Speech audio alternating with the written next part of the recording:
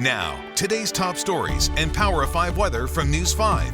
Sponsored by Akron Children's Hospital.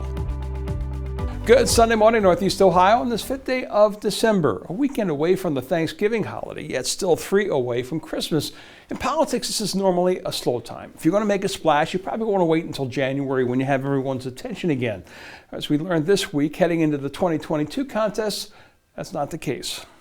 Republican gubernatorial hopeful Jim Renacci going outside the realm of politics and picking the man he'd like to serve beside him as lieutenant governor, tapping filmmaker Joe Knopp for the post in his primary challenge of Governor Mike DeWine. Raised in an orphanage and an Air Force veteran, Knopp produced the 2018 music biopic I Can Only Imagine, starring Dennis Quaid, and the 2019 pro-life feature film Unplanned. Skills Renacci tells News 5 he plans to tap. Absolutely. He can tell a story better than any, and I think your listeners that are watching and for the first time getting to know Joe Knopp are going to realize if they watch his movies, he does bring a talent.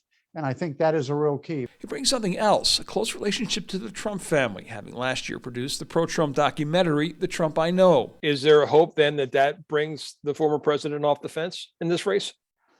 Well, look, I don't know if the former president's on the fence, off the fence. I did have an opportunity to speak with the former president just 3 weeks ago. If he is going to get off the fence, it'll be for me. The announcement not the only political move in this normally quiet time between Thanksgiving and New Year's. In a 5-person Republican race for the U.S. Senate nomination, Bernie Moreno beginning this day a full court press with this unprecedented $4 million 6-week ad buy. So he's really trying to brand himself before others do. It makes good sense because his name is relatively unknown across the state. It comes as Republican Senate hopeful Mike Gibbons announced his own $500,000 ad buy, but with his ad targeting fellow Republican J.D. Vance. I asked Moreno if he'll use any of his $4 million to go after his opponents. He said no, something he learned in business. When I was in the retail world, I never made the case as to why somebody should buy a product from me because the other product was bad. At the end of the day, voters are sick of that. They really want to know, what will you do to make my life better? Still, it is December. Case Western's Justin Buchler thinks all this might be little remembered by voters come May. People are paying attention to the economy right now. People are paying attention to COVID right now. So what candidates are doing at this early stage in the primary is just trying to signal viability. And 2 things that Justin pointed out there are key: COVID and the economy. Both are immediately impacting our lives right now. To that end, the new jobs report came out on Friday. The good news, unemployment fell by 0.2%, but the number of jobs created were about half of what was expected. I spoke with Secretary of Labor Marty Walsh about that and the road ahead. We still have more jobs open than we do have job seekers. As we head into the new year, do you see that beginning to switch? Yeah, I think that will switch, but I also think that we have to be a little more intentional about job training and working with companies, in this country for opportunities for job education and training. I think there's a lot of people that left their industries because they weren't satisfied, whether it was poor wages or whether it was just they weren't getting fulfillment out of their job. And I think there's an opportunity for us we have to find those workers and make sure that if they're looking to re-enter into a new type of industry, we lay down a foundation for them for that industry. I think that's going to be the story of 2022. And the positive thing for many of our cities and counties heading into 22 is that many of them are sitting on a pile of cash. That's as a result of the American Rescue Plan. The city of Cleveland has $122 million that needs to be allocated. But as our Jordan Vandenberg found this week, it hasn't been that easy. After tonight, the City Council has but one meeting remaining before a slew of new faces and a new mayor take over in January. And if this afternoon's meeting was any indication, there's still a lot of unfinished business. Our ambulances have 18 of them, almost 400,000 miles. They're breaking down every month with people inside of them.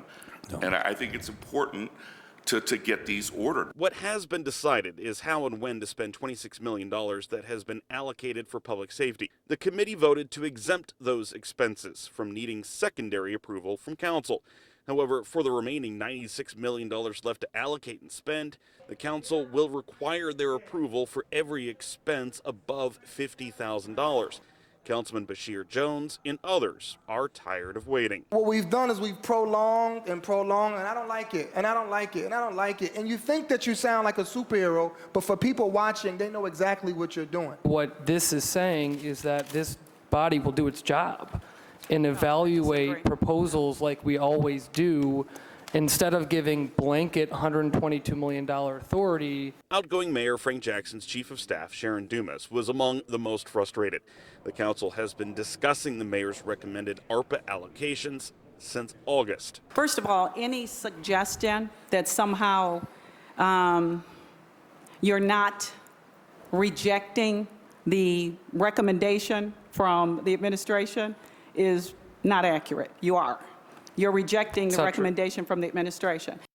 And tomorrow will be the last scheduled council meetings for both the year and the term. With Democracy 2021, I'm John Kosick. Enjoy your Sunday. And I know I haven't said it in a while, but it seems fitting now. Stay safe. We're starting off this Sunday quiet, but that's not going to be the scenario the entire day. You'll slowly feel temperatures warming as we move into tonight and early Monday. Does not last long. Temperatures crash on Monday. Rain's also going to be associated with those warmer temperatures, and as temperatures fall, we'll see rain changing over to snow. And we also are going to have windy conditions, gusts of 40 to 50 miles per hour. Most of this week is pretty chilly. Not until Friday do we start to see warmer temperatures again.